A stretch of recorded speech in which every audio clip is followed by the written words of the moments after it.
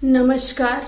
मैं प्रतिमा पांडे हमारे व्रत और त्योहार में आपका बहुत बहुत स्वागत है। आज हम मार्गशीर्ष मास के शुक्ल पक्ष एकादशी तिथि की कथा सुनाने वाले हैं, जो युधिष्ठिर के कहने पर भगवान कृष्ण ने युधिष्ठिर को सुनाई थी। इसके महत्व को बताया था। एक बार युधिष्ठिर ने श्री कृष्ण जी से कहा कि हे प्रभु, आप तो पूरे संसार के स्वामी हैं, सबको सुख प्रदान करने वाले हैं, आपको नमस्कार है। आप हमें मार्गशीर्ष मास की शुक्ल पक्ष एकादशी के बारे में बताएं कि इस एकादशी का नाम क्या है, इसका पूजा और विधि विधान क्या है तथा इस दिन कौन से देवता की पूजा की जाती है।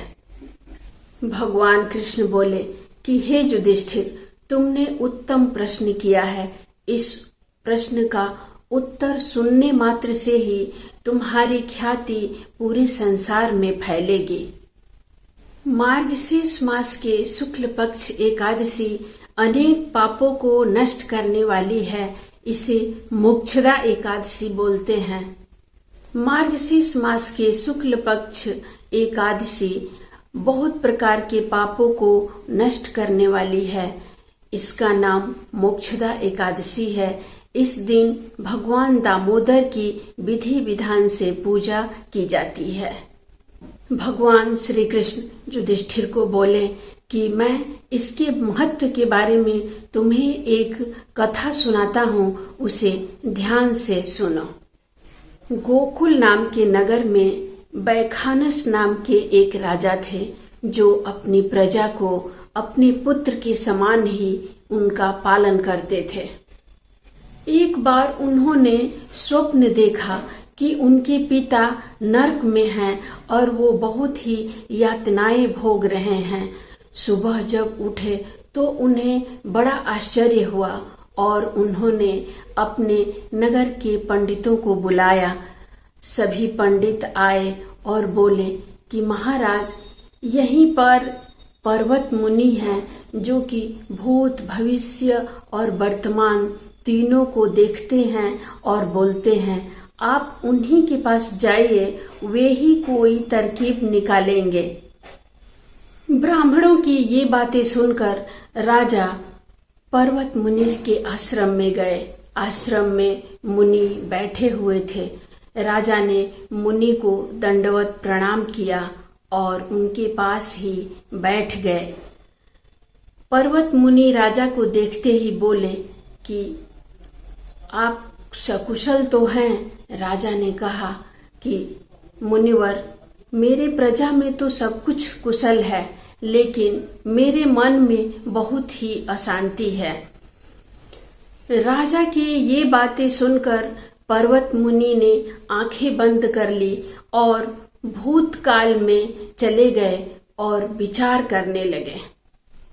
फिर बोले, हे राजन, मैंने योग के बल से तुम्हारे पिता के कुकर्मों को जान लिया है। वो अपने पापों की वजह से ही आज नरक में यातनाएं सह रहे हैं। तब राजा ने कहा कि महाराज, इसका कोई उपाय बताइए।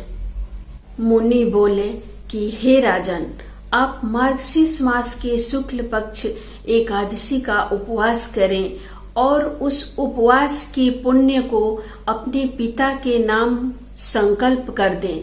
उस एकादशी के प्रभाव के कारण आपके पिता को मोक्ष की प्राप्ति होगी। मुनि बोले कि हे राजन, आप मार्गशीर्ष मास के शुक्ल पक्ष एकादशी का उपवास करें और उस उपवास का पुण्य को अपने पिता के नाम पर संकल्प कर दें। एकादशी के पुण्य के प्रभाव से आपके पिता को अवश्य ही नरक से मुक्ति होगी।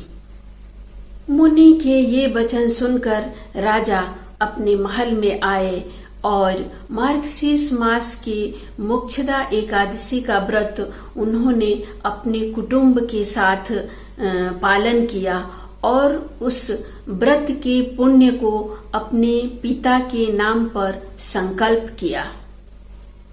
जैसे ही राजा ने एकादशी व्रत के पुण्य का अर्पण अपने पिता के नाम पर किया, उनके पिता को मोक्ष की प्राप्ति हो गई और हे पुत्र तेरा कल्याण हो, ये कहकर स्वर्ग चले गए। मोक्षदा एकादशी का जो भी व्रत करता है उसके सारे पाप नष्ट हो जाते हैं। इस व्रत से बढ़कर कोई भी मोक्ष देने वाला और कोई व्रत नहीं है। इसकी कथा सुनने से भी यज्ञ के समान पुण्य की प्राप्ति होती है। यह व्रत मोक्ष देने वाला है तथा सभी कामनाओं को पूर्ण करने वाला है। इसलिए आप सभी लोग मोक्षदा एकादशी का पालन करें और इस कथा को सुने और ज्यादा से ज्यादा अपने फैमिली फ्रेंड को शेयर करें, ताकि ज्यादा से ज्यादा ये कथा सभी लोग सुन सकें। इसके सुनने से आपको यज्ञ करने के समान शुभ फलों की प्राप्ति होगी। अगले वीडियो में हम फिर एक नई जानकारी के साथ उपस्थित होंगे। नमस्कार।